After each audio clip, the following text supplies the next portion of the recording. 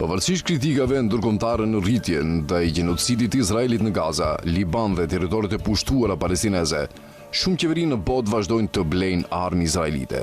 Kjo ka ndihmuar në zgjerimin e një industrie të mbrojtjes që po arrin nivele rekord dhe që, sipas analistëve, është kthyer jo vetëm në burim të ardhurash ekonomike, por edhe në një përgjithshëm ndikimi politik dhe diplomatik.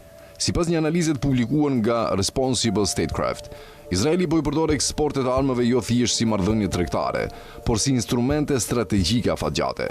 Përmes marrëveshjeve ushtarake, vendet blerëse krijojnë lidhje më të forta me industrinë dhe sistemet e sigurisë izraelite, gjë që mund t'i bëjë më pak të gatshme për sfiduar politikën e Izraelit në rajon.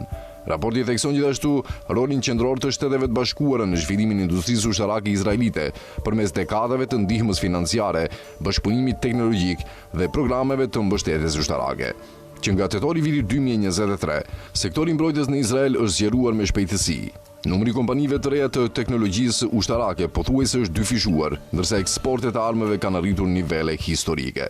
Duke cituar dhëna nga Instituti Ndërkombëtar i Kërkimeve për Paqen në Stockholm, SIPRI, analiza vëren se Izraeli është bërë një nga eksportuesit më të mëdhej të armëve në botë, duke kaluar edhe disa vende tradicionale të industrisë ushtarake. Në vitin 2025, eksportet e mbrojtjes arritën një rekord prej rreth 19 miliard dollarësh, ndërsa pjesa më e madhe e prodhimit ushtarak i Izraelit është e destinuar për tregjet e huaja. Sipas ekspertëve të intervistuar nga Responsible Statecraft, rëndësia e armëve izraelite shkon përtej funksionit ushtarak. Marrëveshjet e mbrojtjes krijojnë varësi afatgjata mes vendeve dhe mund të ndikojnë në mënyrën se si qeveritë reagojnë ndaj politikave të Izraelit. Seth Binder nga Komiteti Amerikan për Drejtat në Lindjen e Mesme argumenton se marrëveshjet e armëve janë procese të gjata dhe të kushtueshme, të cilat krijojnë marrëdhënie që zgjasin për vite ose dekada. Sipas tij, qeveritë që varen nga sistemet izraelite të mbrojtjes mund përballen me vështirësi kur kërkohet vendosja e sanksioneve ose embargove ndaj Izraelit, pasi një vendim i tillë mund të ndikojë edhe në kapacitetet e tyre të sigurisë. Daniel Levy nga projekti Shoba, Lindja e Mesme, thekson se eksportet ushtarake mund të krijojnë marrëdhënie që kufizojnë aftësinë e vendeve të tjera për të mbajtur Izraelin përgjegjës për veprimet e tij. Europa është bërë një nga tregjet më të rëndësishme për industrinë ushtarake izraelite, pavarësisht kritikave politike dhe veprimeve të Izraelit në Gaza. Disa qeveri europiane kanë vazhduar të blejnë sisteme të avancuara ushtarake. Gjermania ka nënshkruar marrëveshje të mëdha për sisteme raketore mbrojtëse Arrow 3, dronët Heron dhe raketat kundër tank Spike. Greqia ka blerë sisteme raketore Puls me vlerë $100 miliona, ndërsa Rumania ka nënshkruar marrëveshje për sistemet e mbrojtjes ajrore Spider dhe po shqyrton blerjen e një versioni të kupolës e hekur. Edhe jashtë Bashkimit Evropian, Mbretëria e Bashkuar ka rritur ndjeshëm importet e lidhura me armët nga Izraeli. Raporti vëren gjithashtu se eksportet izraelite drejt vendeve të marrëveshjeve të Abrahamit janë rritur ndjeshëm, edhe pse Izraeli përballet me kritika të shumta në opinionin publik të këtyre vendeve.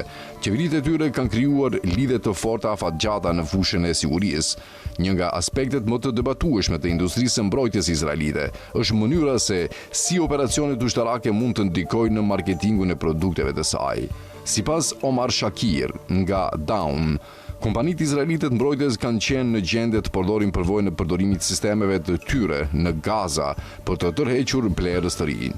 Fakti që armët janë përdorur në një konflikt real u mundson prodhuesve të paraqesin ato si sisteme të testuara në luftë, duke rritur interesin e vendeve që kërkojnë pajisje ushtarake. Sipas analizës, industria e mbrojtjes së Izraelit nuk do të kishte arritur në nivelin aktual pa mbështetjen e vazhdueshme amerikane. Përmes programeve të financimit ushtarak, Washingtoni ka siguruar miliarda dollar që i kanë mundësuar Izraelit të blejë pajisje amerikane dhe njëkohësisht të zhvillojë industrinë e tij vendase të mbrojtjes. Ish-zyrtari i Departamentit të Shtetit, Josh Paul, argumenton se kompanitë izraelite kanë përfituar gjithashtu nga qasja në teknologjitë amerikane ushtarake. Sipas tij, shumë teknologji zhvilluara fillimisht nga industria amerikane janë përshtatur dhe zhvilluar më tej nga kompanitë izraelite. Shumë prej sistemeve kryesore të mbrojtjes së Izraelit, përfshirë Arrow 3, janë zhvilluar me mbështetje dhe financim amerikan, duke kërkuar edhe miratimin e Washingtonit për eksportet e tyre. Sipas Responsible Statecraft, planet e reja ligjore në Kongresin Amerikan mund të thellojnë edhe më shumë bashkëpunimin ushtarako-industrial mes Shobas dhe Izraelit. Propozimet e saj synojnë të integrojnë më shumë kompanitë izraelite të mbrojtjes në zinxhirët amerikan të furnizimit ushtarak, duke krijuar mundësi që firmat izraelite të furnizojnë drejt për drejt ushtrinë amerikane. Kryeministri izraelit Benjamin Netanyahu e ka mbështetur këtë iniciativë si një plan strategjik. Sipas Josh Paul, ky zhvillim tregon një prirje më të gjerë, përdorimin e industrisë së armëve jo vetëm si sektor ekonomik, por si një instrument ndikimi politik dhe gjeostrategjik. Në këtë mënyrë, industria e mbrojtjes së Izraelit po shndrohet në një nga shtyllat kryesore të ndikimit të tij global, duke lidhur tregtinë e armëve me marrëdhëniet diplomatike dhe interesat strategjike të vendeve partnere.